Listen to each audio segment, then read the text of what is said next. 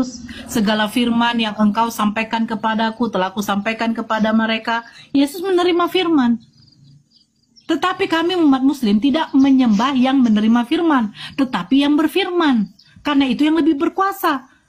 Dialah yang menciptakan langit dengan bumi. Terus kita hanya tinggal menikmati ciptaan Allah. Terus kenapa kita menyembah yang menerima firman, bukan yang berfirman?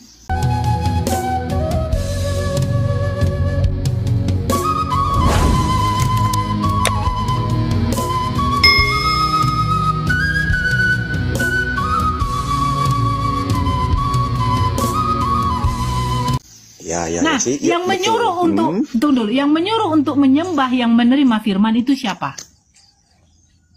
Ya, gimana ya? Yang menyuruh, yang menyuruh untuk menyembah yang menerima firman itu siapa?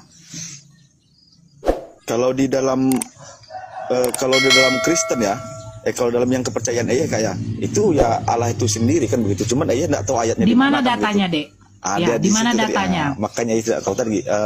Ya. Susah juga Kak yang menjelaskan nanti ya, takut salah atau gimana kan jadi bahan. Enggak, begini deh ya. Biar selesai dengan saya karena sini ada ustadz saya juga kurang enak ya. Jadi begini ya, ya saya sedikit ya. Izinnya Ustadz Alif ya, saya sedikit. Begini ya. Dituntaskan aja Bunda, nikmati aja diskusinya. Aman. Oh ya, nikmat mana yang lagi didustakan begitu? Apa sih? Sebentar lah, King. Iya, selamat pagi, King. Udah. Assalamualaikum. Oh, waalaikumsalam. King ini Kristen apa Islam? Aku Kristen, Mbak. Kenapa kok ucap assalamualaikum? Janganlah, saya nggak suka ya. Jadi begini ya, Dek ya. Kamu mute dulu, King. Saya sama dulu. Ini baik orangnya. Jadi begini ya. Kalau kakak membaca di dalam Bible kamu, ya kan?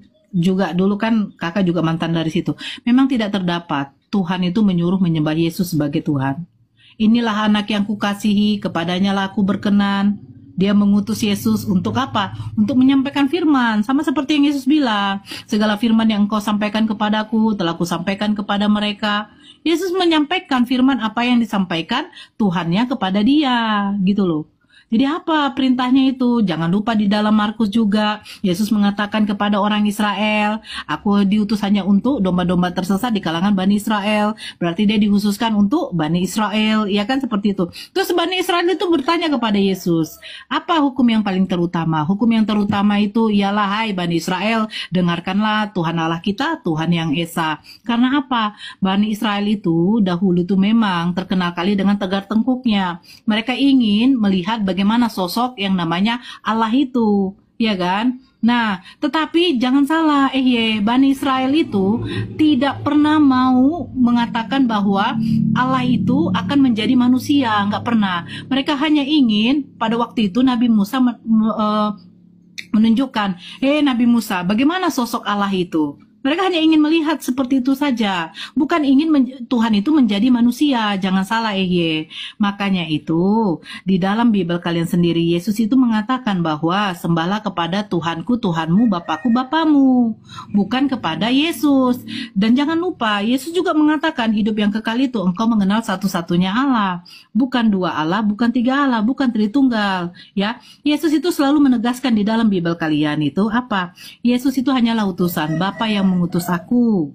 Aku hanyalah seorang hamba. Hamba tidaklah lebih tinggi daripada tuannya. Makanya saya bertanya tadi, ya kan? Saya bertanya, siapa yang menyuruh untuk menyembah Yesus sebagai Tuhan? Yang notabene Tuhan bernuzul sebagai manusia, Tuhan berinkarnasi sebagai manusia, tiba-tiba setelah menjadi manusia, karena firman itu telah menjadi manusia. Makanya jangan lupa deh, segala sesuatu yang di muka bumi ini, itu terjadi karena firman dari Tuhan itu.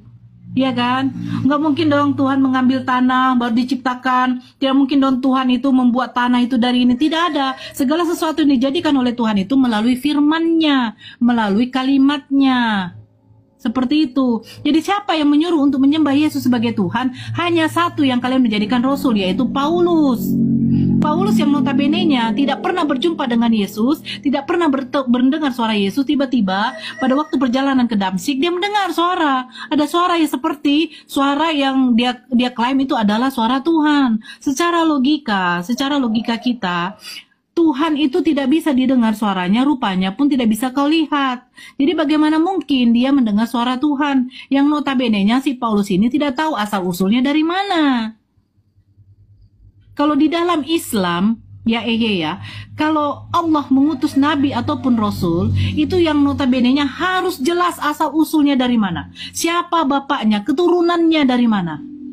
Kalau kami tanya kepada Kristen, Paulus ini siapa nama bapak mamanya? Kalian tidak ada satupun yang tahu. Padahal sudah diwanti-wanti oleh Yesus. Berhati-hatilah kamu terhadap kaum Farisi.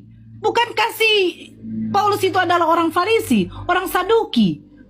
Terus kenapa kalian mempercayai orang seperti itu? Dia mengaku dia bertemu dengan Tuhan, mendengar suara Tuhan. Sementara kesaksian di dalam Kisah Para Rasul 7, Kisah Para Rasul 9, Kisah Para Rasul 22, dengan Kisah Para Rasul 26, itu sangat bertolak belakang. Kontradiksi sama sekali. Begitu ya. Makanya saya tanya, siapa yang menyuruh untuk menyembah Yesus sebagai Tuhan? Yesus tidak pernah mengklaim dirinya sebagai Tuhan. Di dalam perjanjian lama, Elohim Yotevave itu memperkenalkan dirinya bahwa dia itu adalah Tuhan. Dia minta untuk disembah. Jangan salah. Ya, apakah Yesus pernah minta untuk disembah? Tidak. Bahkan kepada iblis saja dia menyuruh untuk hanya menyembah hanya satu Tuhan, yaitu siapa? Bapaknya yang ada di sorga. Iya, oke, betul. Seperti itu sih. Baru ayah mengerti dengan maksud kakak. Ini ya. Ayah tetap menyembah Bapa yang mengutus Yesus. Betul, Yesus itu adalah utusan Firman. Cuman ayah percaya tetap Yesus itulah, melalui Yesus itulah ayah bisa diselamatkan. Itu saja sih kak poinnya.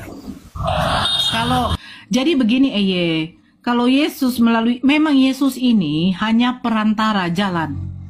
Aku adalah jalan kebenaran dan hidup. Tidak ada yang bisa ke Bapaknya. Tujuannya ke siapa? Ke Bapaknya. Contoh saya ketika saya mau berjalan pergi ke mall. Melalui apa? Melalui kendaraan. Berarti kendaraan ini hanyalah perantaraan saya saja. Saya naik motor, naik Grab, naik kereta, atau naik apa. Jadi alat itu hanya perantaraan saya saja antara saya menuju ke tempat tertentu. Berarti tujuan hanya kepada Bapaknya, bukan kepada Yesus. Yesus ini hanya jalan. Jadi apa bedanya dengan Nabi Musa? Bukankah Nabi Musa ini yang menjadi perantara antara Bani Israel dengan Elohim? Kalau nggak ada Nabi Musa, tidak bisa bangsa Israel ini keluar dari tanah perbudakan. Jadi hanya perantara saja.